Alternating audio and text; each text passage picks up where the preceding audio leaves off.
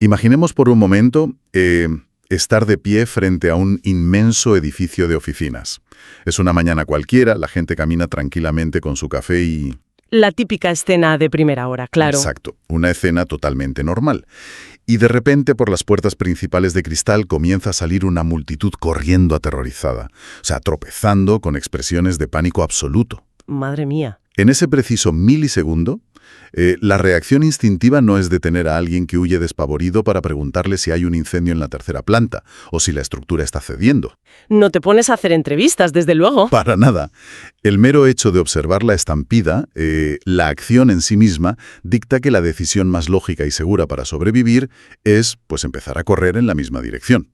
Es puro instinto de supervivencia, claro. Eso es. Resulta fascinante observar cómo en casi cualquier disciplina existe una obsesión constante por encontrar la causa de las cosas. Si hay fiebre, pues se busca la infección. Hay una necesidad imperiosa de entender siempre el porqué.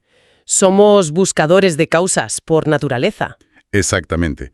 Sin embargo, al entrar en el vertiginoso mundo de los mercados financieros, surge una escuela de pensamiento que propone algo radical, casi contraintuitivo. Proponen olvidar el porqué y centrarse exclusivamente en el qué. O sea, observar la estampida y actuar, sin más. Exacto. El objetivo de esta exploración a fondo hoy no es, ni mucho menos, ofrecer consejos de inversión, eso que quede clarísimo. El objetivo es decodificar un idioma, un lenguaje silencioso que los mercados hablan todos los días a través de las cotizaciones. Y es un lenguaje que, bueno, para el ojo no entrenado puede parecer puro caos, la verdad. Una pantalla llena de líneas rojas y verdes parpadeando sin ningún sentido aparente. Un dolor de cabeza, vamos. Totalmente. Pero fíjate, cuando se aprende a leer, revela un nivel de información verdaderamente asombroso sobre el comportamiento humano. Y bueno, para este análisis detallado de hoy, contamos con una fuente excepcional. Sí, una fuente de peso. Desde luego. Son extractos minuciosos de una obra monumental. El libro Análisis técnico de los mercados financieros, escrito por John J. Murphy.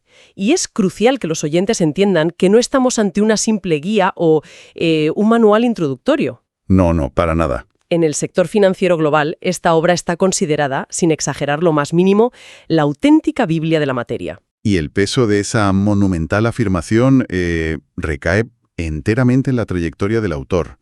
O sea, Murphy no es un académico teorizando desde la comodidad de un despacho universitario. No, él tiene experiencia de sobra. Aporta más de 3 décadas de experiencia real manchándose las manos en las trincheras financieras, incluyendo además años como director de análisis técnico en instituciones del calibre de Merrill Lynch. Casi nada. Casi nada. Y además siendo el rostro visible de esta disciplina en la cadena de noticias CNBC. Vale, vamos a desgranar esto porque tiene tela. Venga, vamos a ello. Para comprender este enfoque y no perderse en los gráficos, hay que empezar por los cimientos absolutos. El texto establece que toda esta disciplina descansa sobre 3 premisas filosóficas innegociables. Ajá. Las enumero rápidamente. La segunda y la tercera afirman que los precios se mueven por tendencias y que la historia se repite.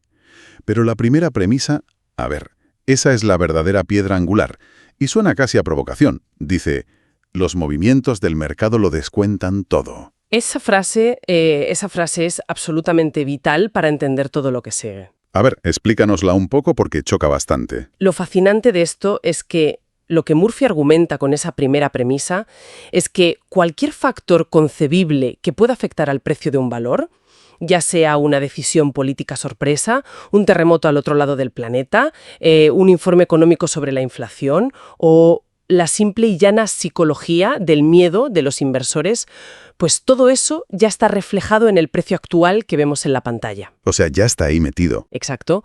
Por lo tanto, el estudio meticuloso de la acción del precio es, en realidad, un estudio indirecto de todos esos factores fundamentales combinados.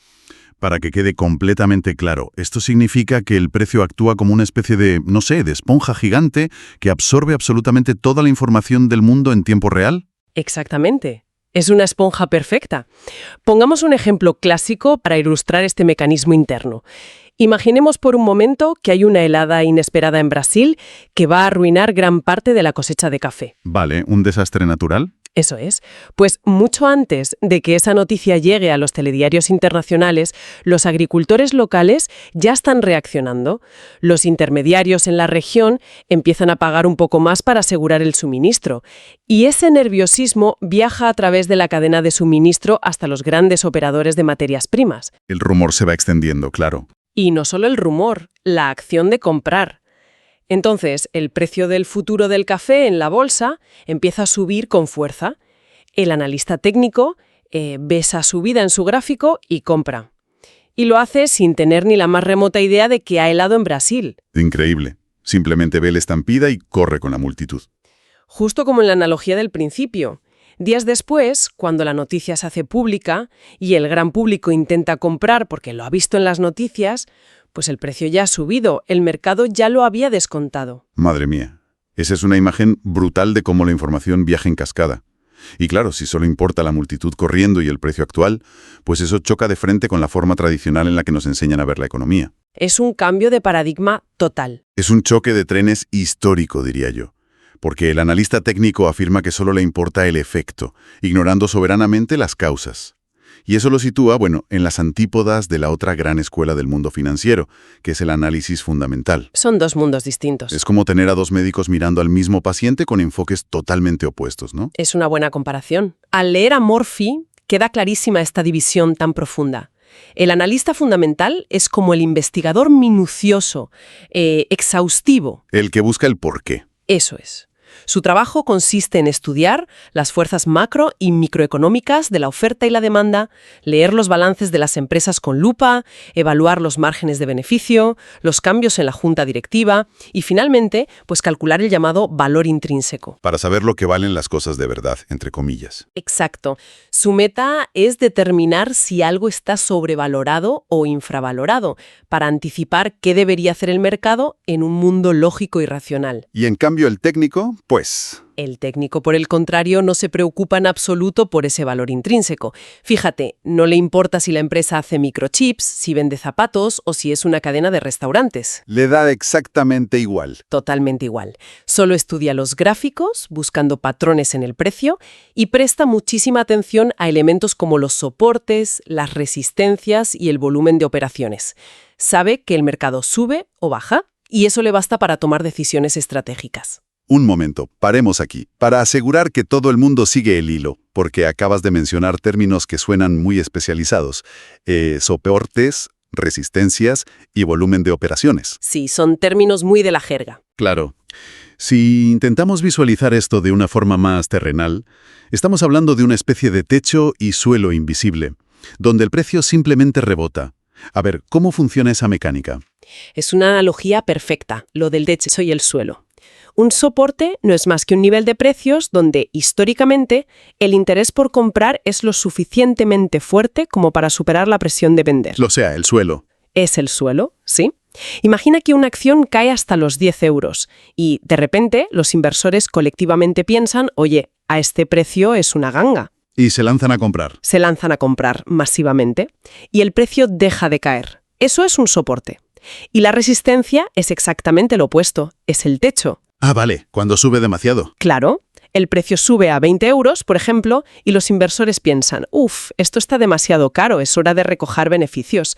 Vendan y el precio no logra romper ese techo. Entendido. ¿Y el volumen de operaciones?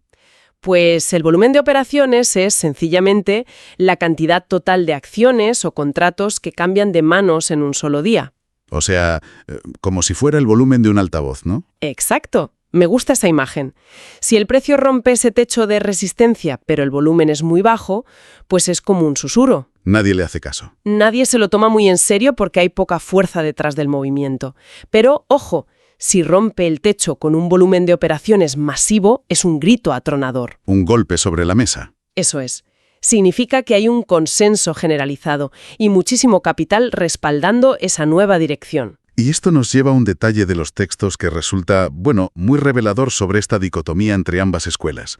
Murphy señala que, al inicio de un gran movimiento en los mercados, los fundamentos económicos rara vez explican lo que está haciendo el precio. Casi nunca coinciden al principio. Claro. El gráfico empieza a subir drásticamente, rompiendo esas resistencias con un volumen brutal, y los analistas fundamentales se quedan rascándose la cabeza porque, según sus hojas de cálculo, pues no tienen ningún sentido racional. Los números no les cuadran. Resulta que los mercados actúan como indicadores adelantados de la economía. Como decíamos con el café de Brasil, para cuando se publican las buenas o las malas noticias oficiales, la acción ya ha ocurrido hace tiempo. Si conectamos esto con la perspectiva general de la operativa financiera, surge una ventaja estratégica colosal para quien domina los gráficos, y es la pura adaptabilidad. ¿A qué te refieres con adaptabilidad? Pues a que un analista fundamental se ve obligado, por la naturaleza de su trabajo, a hiperespecializarse. Por ejemplo, si alguien dedica su vida a entender los futuros del zumo de naranja, necesita conocer el clima en Florida a la perfección. Madre mía, ¿hasta el clima? El clima, el impacto de las heladas nocturnas, las plagas específicas que afectan a los cítricos, las políticas de aranceles de exportación, etc. Es una cantidad de datos abrumadora. Es una locura. Y es absolutamente imposible que esa misma persona, de la noche a la mañana, aplique ese conocimiento del clima para operar con éxito, no sé, en acciones de empresas de inteligencia artificial o en bonos del tesoro. Quedan atrapados en su propia red de conocimiento hiperespecífico. Efectivamente. Pero fíjate, el grafista no tiene esas cadenas, como las reglas de la tendencia, los soportes que acabamos de definir, y la psicología humana son universales, pues puede aplicar exactamente los mismos principios visuales y matemáticos a una onza de oro, a una acción de un banco europeo o a un contrato de futuros de soja. Da exactamente igual el producto. Igual. Esto permite al técnico rotar su atención y, lo más importante, su capital libremente hacia donde está la acción. Si la bolsa de valores lleva meses estancada en un rango lateral aburrido, pero el mercado del cacao está experimentando una tendencia alcista histórica, el técnico simplemente cambia de gráfico y sigue operando. ¡Qué envidia! Esa flexibilidad mental y de capital es prácticamente inalcanzable para el fundamentalista puro, es de cajón. Totalmente inalcanzable. Es fascinante esa libertad de movimiento. Pero claro, una afirmación tan audaz como podemos ignorar los motivos económicos reales, olvidarnos de los balances de las empresas y solo mirar líneas en una pantalla, lógicamente levantan muchas ampollas. Muchísimas. Hay mucho escepticismo. Sobre todo en los pasillos de las facultades de economía y en el mundo académico en general. Y creo que la exploración de hoy debe enfrentar estas críticas de frente. Según los textos de Murphy, la primera gran acusación que recibe el análisis técnico es que no es más que una profecía de autocumplimiento. Es una crítica sumamente extendida, sí. El argumento académico sostiene lo siguiente. A ver, dado que millones de operadores están mirando exactamente los mismos gráficos, trazando las mismas líneas de tendencia y aprendiendo a identificar los mismos niveles de soporte y resistencia, pues es lógico pensar que todos van a tomar la decisión de comprar o vender en el mismo instante. O sea, un efecto rebaño de manual. Exacto. Según esta visión, el análisis técnico en realidad no predice absolutamente nada sobre el mercado. Simplemente provoca el movimiento. Todos actúan a la vez como un rebaño sincronizado, haciendo que la predicción se cumpla por la pura fuerza bruta de su acción colectiva. O sea, si todos creemos que el precio va a subir y compramos a la vez, el precio sube por nuestra culpa, no porque la herramienta haya detectado algo mágico, claro. Esa es la acusación. Pero el autor responde a esto con un argumento muy interesante, apoyándose en la naturaleza humana. Murphy señala la extrema subjetividad de la lectura de gráficos. Es decir, leer un gráfico es mucho más un arte interpretativo que una ciencia matemática exacta, ¿verdad? Sin duda, es muy subjetivo. Rara vez dos analistas se sientan frente a la misma gráfica y dibujan las líneas de manera idéntica. Uno puede ver una tendencia alcista donde otro, pues, ve una corrección temporal. Y aún es más raro que decidan arriesgar su capital en el mismo milisegundo o con el mismo nivel de agresividad. Así es. Esa inherente subjetividad humana fragmenta la acción de los inversores en miles de pequeñas decisiones asíncronas.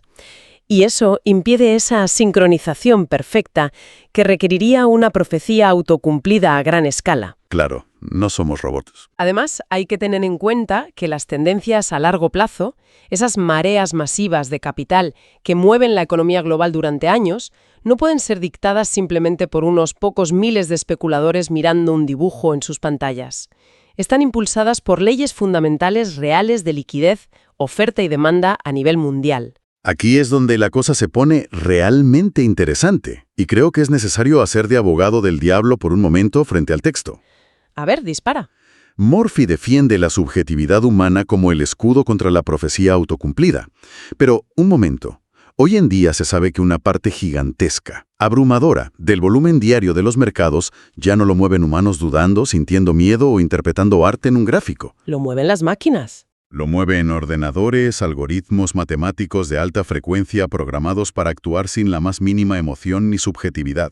Si eliminamos al humano vacilante de la ecuación, y tenemos a 10.000 ordenadores programados con las mismas reglas de análisis técnico, ¿no hace eso que la profecía autocumplida sea un riesgo muchísimo más real en la actualidad que cuando se escribió el libro? Es una observación excelente y, de hecho, apunta al corazón de la evolución de los mercados.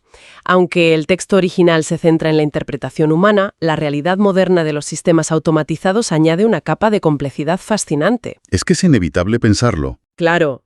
Sin embargo, lo que ocurre en la práctica diaria es que esa inmensa masa de algoritmos tiende a autocorregirse de forma casi biológica. Fíjate, si 10.000 sistemas programados de forma idéntica intentan comprar exactamente la misma ruptura de resistencia en el mismo microsegundo, se genera un cuello de botella masivo. Se atasca la puerta, volviendo a la metáfora del edificio. Exactamente. No hay suficientes vendedores para satisfacer esa demanda instantánea, lo que provoca que el precio salte de forma errática y las órdenes se ejecuten a precios terribles, generando pérdidas enormes. Ostras, claro. Esto obliga a los programadores institucionales a ajustar y desensibilizar sus algoritmos constantemente para que no actúen todos a la vez. Es un juego darwiniano del gato y el ratón. Qué interesante. O sea, se pelean entre ellos. Eso es. Pero más allá de esta dinámica tecnológica, hay una segunda crítica del mundo académico que ataca los cimientos mismos de la disciplina. Y es la conocida como la teoría del paseo aleatorio o random walk. Uf, he oído mencionar esa teoría infinidad de veces en debates sobre inversión. Pero siendo honestos, ¿en qué consiste exactamente y por qué es una amenaza tan grande para el grafista? Pues a ver, la teoría del paseo aleatorio es la postura oficial y ortodoxa de gran parte de la academia financiera. Postula en esencia que las fluctuaciones de los precios en los mercados son completamente impredecibles a corto y medio plazo. O sea, que es pura. Argumentan que el precio deambula de forma aleatoria alrededor del valor intrínseco de un activo. Para un defensor del paseo aleatorio, observar el historial de precios pasados en un gráfico con la esperanza de predecir la dirección futura es un esfuerzo totalmente inútil. Lo equiparán a intentar adivinar el próximo lanzamiento de una moneda mirando si antes salió cara o cruz. Una pérdida de tiempo. Vamos. Para ellos, los gráficos son puro ruido estadístico y es imposible vencer al mercado de forma sistemática leyendo líneas. Claro, si todo es aleatorio, entonces cualquier intento de análisis técnico no es más que, buscar caras en las nubes. ¿Cómo se defiende la disciplina de un ataque tan frontal desde las universidades? Para rebatir esto de forma contundente, Murphy utiliza una metáfora en el texto que es absolutamente brillante y que ilustra el corazón de la cuestión perfectamente. Propone comparar la pantalla de un mercado financiero con un electrocardiograma impreso. Fíjate, un electrocardiograma. Sí, si una persona común, sin ninguna formación médica, observa esa larga tira de papel con picos, valles y líneas dentadas, trazando la actividad del corazón de un paciente, ¿qué es lo que ve? Pues garabatos. Solo verá ruido. Parecerá un galimatías sin sentido, una secuencia aleatoria y caótica dibujada por una máquina. Totalmente. Pero para el médico cardiólogo especializado, que ha invertido años de intenso esfuerzo en aprender el intrincado lenguaje de esas líneas, ese mismo trozo de papel no tiene nada de aleatorio, revela patrones vitales consistentes, información crucial sobre el estado actual del órgano e incluso señales de advertencia muy claras sobre eventos futuros, como un posible infarto. Uf, esa analogía es buenísima. Es que es muy visual. La comunidad técnica argumenta exactamente lo mismo respecto a los mercados. La academia comete el error de llamar aleatorio a algo que sencillamente no se ha tomado la profunda molestia de aprender a leer. La ilusión del caos y la aleatoriedad desaparece rápidamente a medida que mejora la habilidad y la experiencia del observador. Cambia por completo la perspectiva, desde luego. El ruido ensordecedor para uno es literalmente la melodía de la vida para el otro. Eso es. Ahora bien, Si la lectura de estos gráficos se basa en observar patrones repetitivos de la psicología humana, como sugería la tercera premisa de la historia se repite, eso implica que este comportamiento lleva manifestándose durante generaciones. Siglos, me atrevería a decir. Exacto. Entonces, para demostrar que esto no es una moda pasajera ligada a las pantallas digitales contemporáneas, esta exploración debe retroceder en el tiempo. Hay que buscar evidencia histórica antes de que existieran los ordenadores incluso. Nos adentramos en los orígenes mismos de esta disciplina, la teoría de Dow. Charles Dow y Edward Jones. Es absolutamente imposible entender la arquitectura de los mercados financieros modernos sin estos dos pioneros. Nombres de peso en la historia, sin duda. Nos remontamos a la década de 1880, en Nueva York. Ellos fueron los fundadores de lo que hoy conocemos como el legendario Wall Street Journal. Dow comenzó a escribir una serie de influyentes editoriales que, sin que él lo supiera en ese momento, sentaron las bases absolutas de todo lo que los analistas técnicos hacen hoy en día en todo el mundo.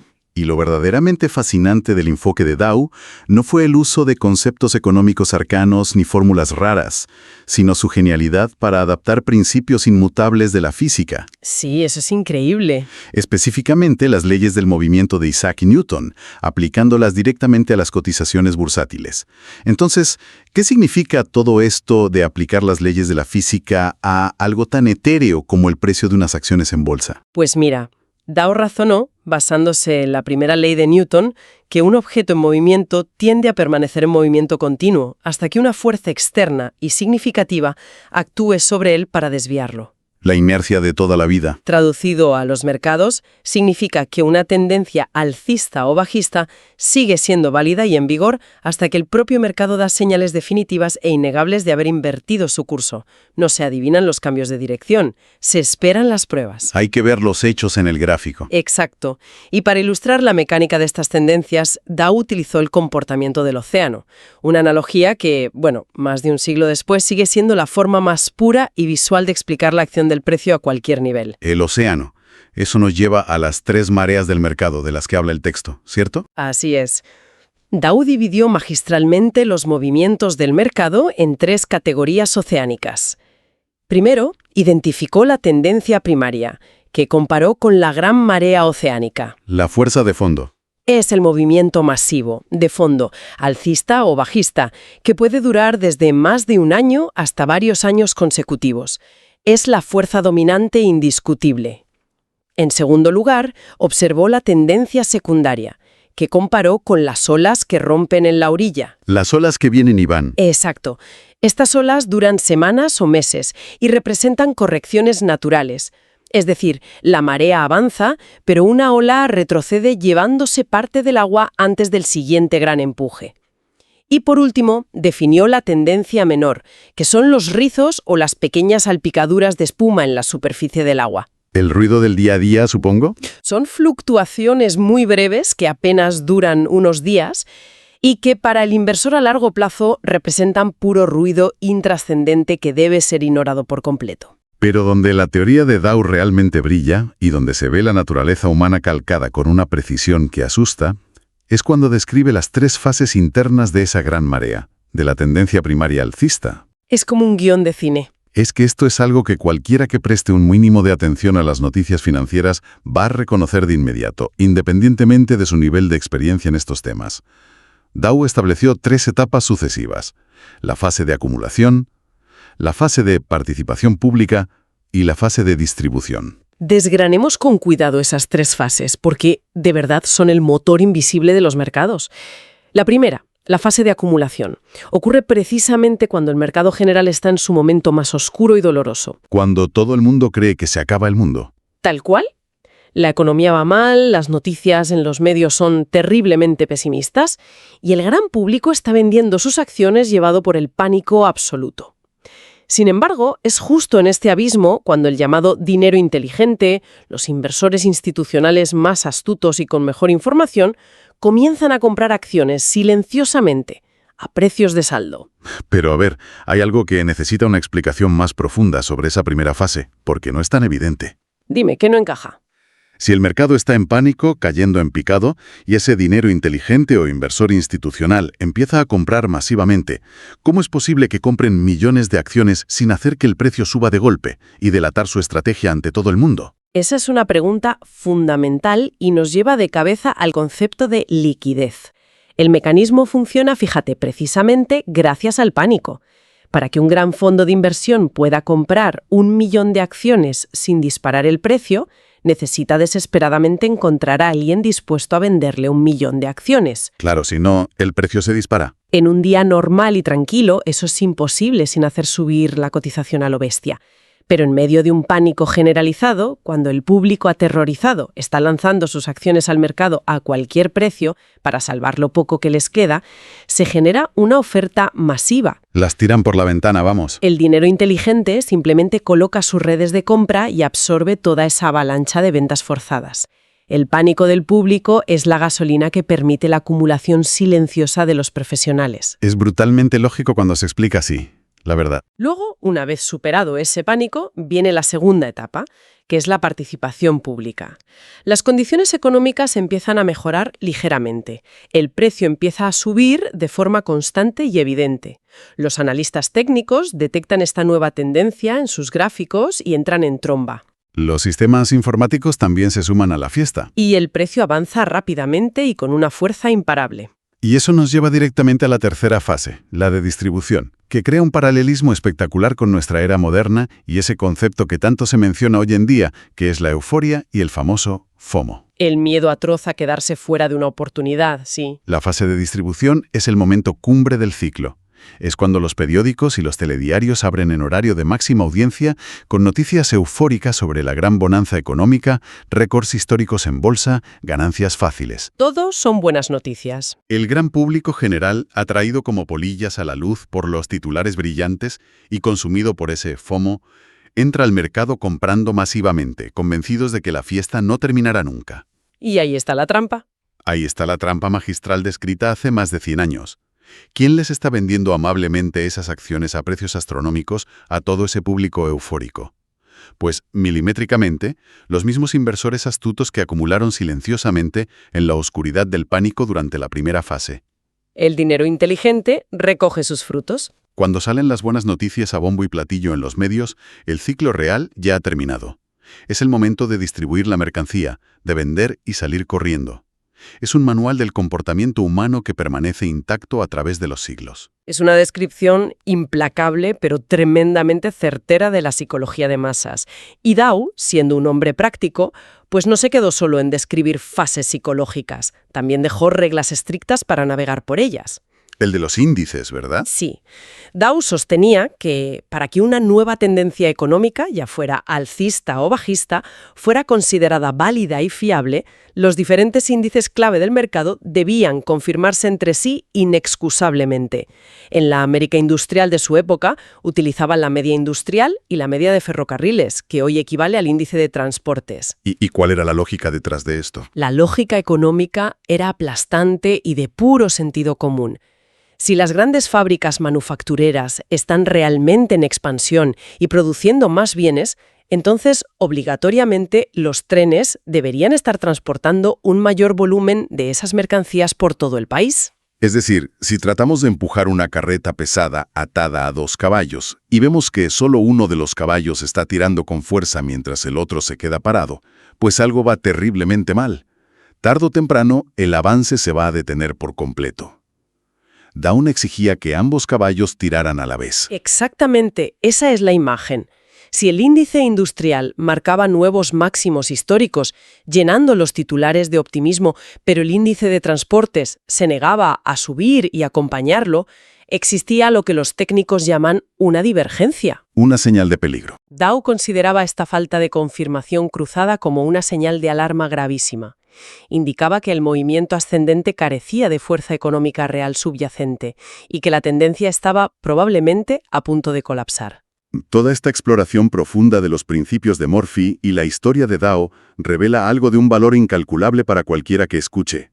Queda claro que no se trata en absoluto de intentar adivinar qué pasará mañana consultando una bola de cristal o leyendo los pozos del café. Desde luego que no.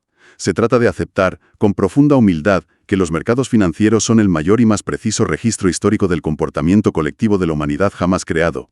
Comprender y dominar estos fundamentos otorga a quien los estudia una claridad mental enorme. Una ventaja psicológica definitiva. Permite, por fin, filtrar ese ruido ensordecedor de los medios de comunicación diarios, ignorar la contagiosa euforia de las subidas y el terror paralizante de las caídas, y ser capaz de ver el frío orden matemático y psicológico que subyace bajo ese aparente caos de números parpadeantes.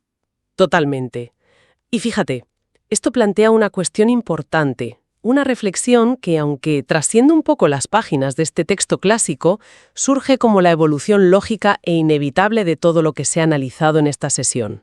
A ver, cuéntanos. Hemos establecido, apoyándonos en la sólida obra de Murphy y en las centenarias teorías de Dow, que la piedra angular de todo el análisis técnico, el principio de que la historia de los precios siempre se repite, se sustenta íntegramente en una premisa innegociable, y es que la naturaleza humana es constante e inmutable. Que no cambiamos, vaya. Que el miedo instintivo, la codicia cegadora y el pánico irracional que dibujan los valles y los picos en los gráficos de hoy son exactamente las mismas emociones que movían a los inversores hace 100 años. Y hace 200. Pero al alzar la vista hacia el horizonte más inmediato, donde la inteligencia artificial avanza a pasos agigantados conquistando la toma de decisiones, nos encontramos ante un escenario completamente inédito en la historia financiera. Un cambio de reglas. ¿Qué ocurrirá en la anatomía de los mercados globales cuando la inmensa mayoría de las transacciones, de las decisiones críticas de compra y venta, estén controladas y ejecutadas no por seres humanos vulnerables al pánico o la euforia,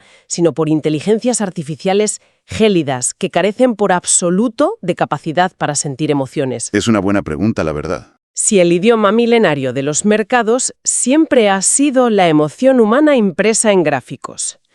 ¿Qué pasará cuando el miedo desaparezca de la ecuación?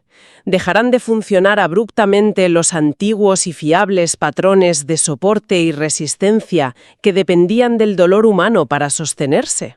O quizá ocurra otra cosa. O, por el contrario, estas nuevas inteligencias artificiales, al ser entrenadas con más de un siglo de datos históricos puramente humanos, aprenderán a imitar y replicar perfectamente nuestros antiguos miedos y nuestras viejas avaricias, asegurando que el gráfico siga dibujando la misma historia de siempre en un ciclo infinito.